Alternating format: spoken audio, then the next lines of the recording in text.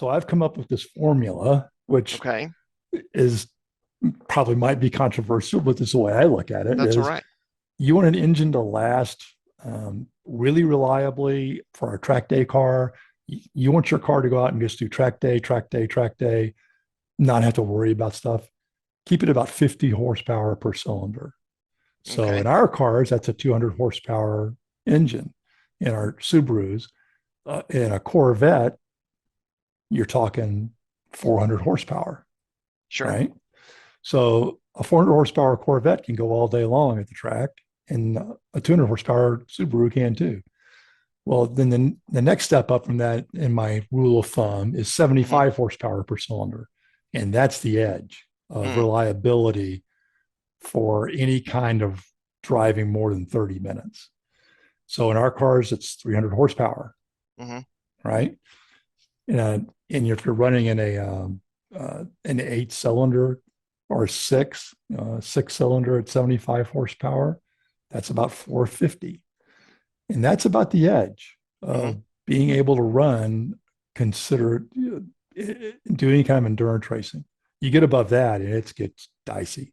So at 100 horsepower per cylinder, which in the Subaru world is only 400 horsepower, and people think, Yeah. oh, any Subaru can make 400 horsepower, right? Well, think about it.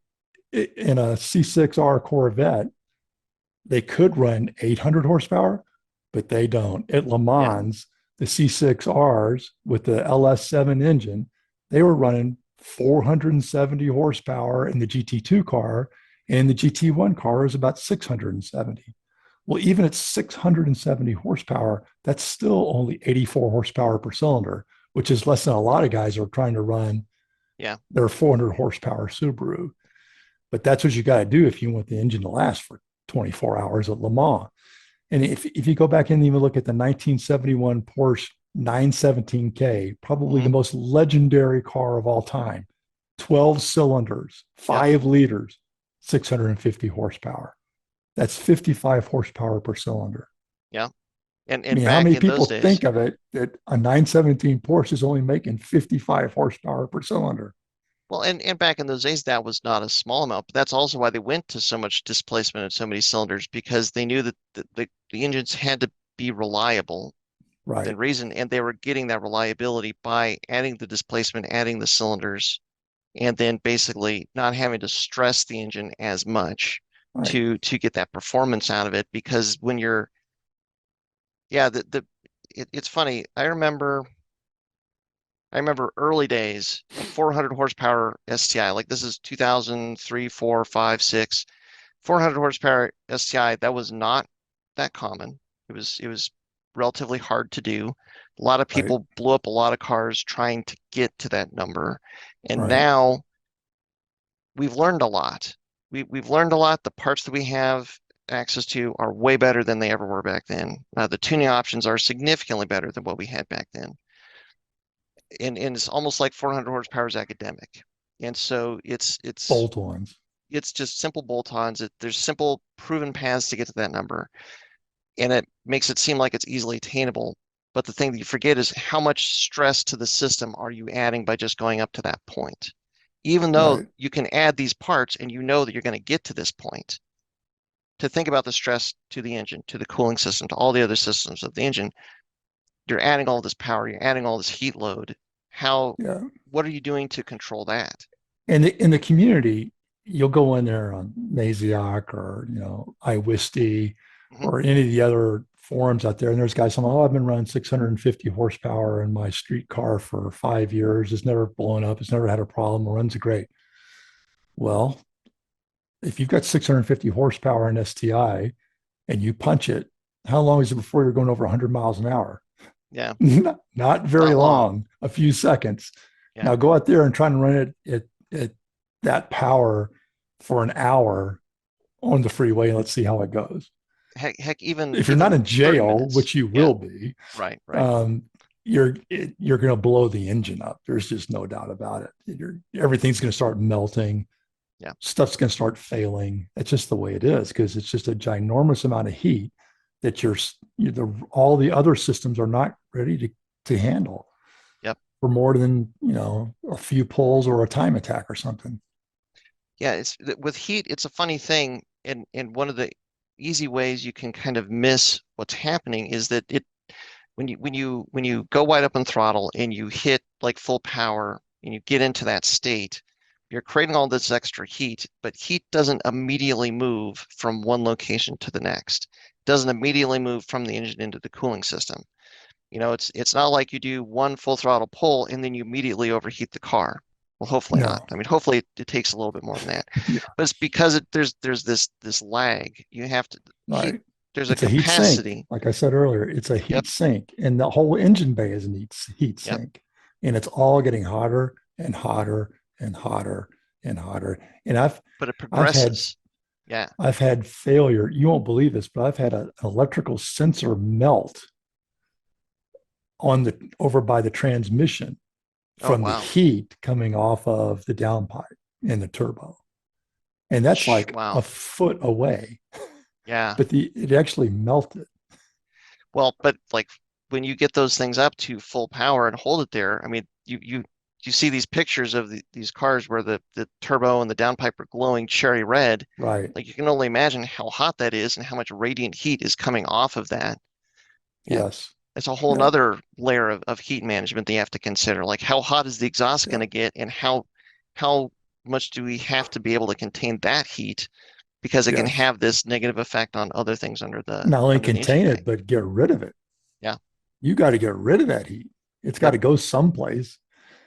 So to bring this full circle back to where we started on this Gator's theory of how many Yeah. horsepower per cylinder you can do, um, that is the key that a lot of people don't get when they go out and they build a really cool car, 500 horsepower STI, and then they go to the track and they can't figure out why they can't go more in 20 or 25 minutes. Yeah. You need to reset your mind if you're going to go tracking and go for a long time. You're not just going to go out and go do 10 minutes or 15 minutes and do 5 laps and come off the track. Yeah. It takes a complete reset of your goals in the way you build a car, which also brings up another one of Gator's Yeah. rules of thumb, and that is if you think you want to go wheel to wheel racing or just go to track do a lot of track time, think about the class, well, particularly wheel to wheel racing, think about the class you're going to race in. So go to races, volunteer to be a volunteer and do, flagging, corner worker, whatever it takes, registration, but get involved and find a group of people that you like, a kind of racing that you like, and watch and learn for maybe a whole season Hmm. and decide, okay, I want to race with this bunch of people. I like this style of racing. Hmm. And then pick a class. And then after you decided on a class, that's when you build a car. Yep. If you build a really cool car, like most of us all did, me, Oh yeah. me more than once, Yeah. you build what you think is a really cool car, and you go thinking, I should go race this car. I think I'll try to find a class it'll fit in. Hmm. Oh my Lord. You will spend so much money then. Because one little mod that doesn't seem to make any difference to Yep. you in the performance puts you out of class regs. And now you got to go back and go backwards Yeah. and demod it. Or you want to keep that mod. Now you got to go up to unlimited. And Yeah. unlimited means unlimited money. It can. It absolutely can. If you want to Yeah. win, yeah, it pretty much does. Yeah. It, Well, and the biggest downside to having a mod like that push you into a bigger class is that even if you think, okay, like we've had this discussion ourselves for various different reasons of like, well, it's going to put us in a limit if we do this, but it just, at least with where we're coming at is we have a car that is kind of a known quantity and it's like we're never going to go and you know, we won't be able to like place, but we'll be able to compete. Okay, well, so we can go, we can run the car and all that sort of thing.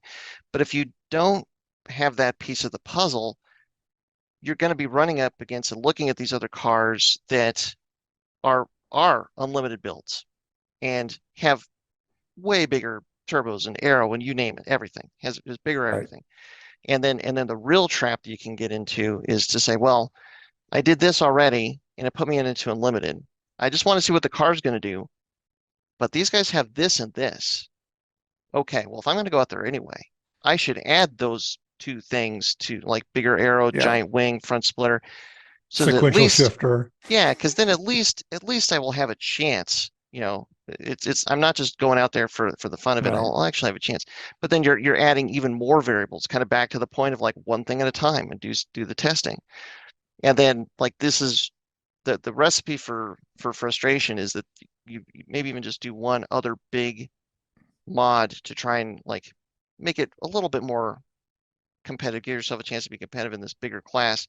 And then you're introducing a whole nother set of issues that you find out, on day one or day two. And yeah, Right. when everything is melting down and not working properly. Right. Yeah. Exactly. So that's my two rules of thumb that we've All gone right. through. I wanted to get in on your Yes. podcast. Thanks for tuning in. To hear the whole conversation, click below for the full episode of this podcast or tune in every week on iTunes or Spotify. If you like these episodes, be sure to like and subscribe to the channel because your support is what makes all of this possible. As always, this show is brought to you by Flatirons Tuning, your premier source for any Subaru OEM or aftermarket parts. Check out our website at flatironstuning.com, and as always, stay tuned with Flatirons Tuning.